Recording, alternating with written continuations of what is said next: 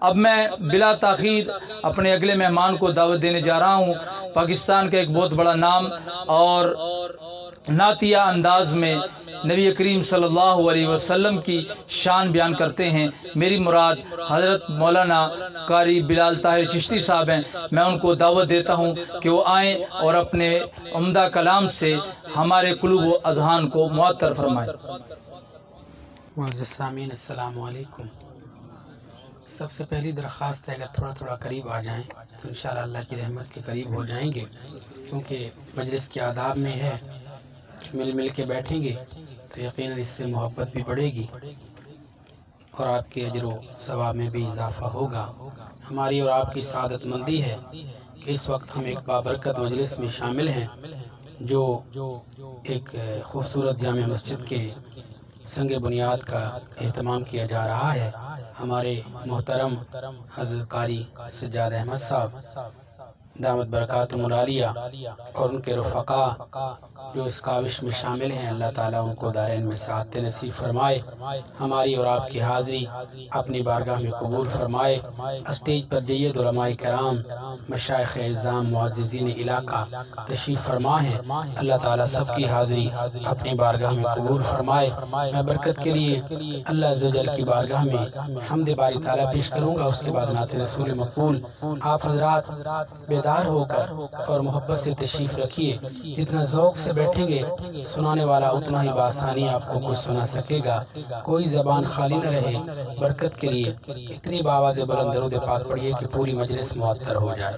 اللہم صلی علی محمد وعلی آل محمد کما صلیت علی ابراہیم وعلی آل ابراہیم انک حمید مجید۔ اللہم بارک علی محمد وعلی آل محمد کما بارکت علی ابراہیم وعلی آل ابراہیم انک حمید مجید۔ سزا دینے والا، جزا دینے والا، سزا دینے والا، جزا دینے والا، سزا دینے والا، جزا دینے والا، سزا دینے والا، جزا دینے والا، سزا دینے والا، جزا دینے والا، وہ سارے دکھوں کی دوا دینے والا۔ توحید پرستو جاگ کے کہہ دو سبحان اللہ اور بلند آواز سے۔ وہ سارے دکھوں کی دوا دینے والا، وہ سارے دکھوں کی دوا دینے والا، اور کوئی صدق دل سے معافی تو مانگے، کوئی صدق دل سے معافی تو مانگے۔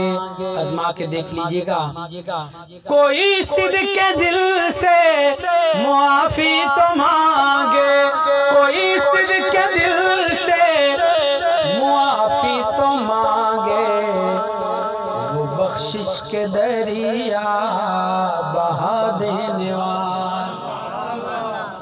وہ بخشش کے دریا بہا دینے والا، وہ سارے دکھوں کی دوا دینے والا۔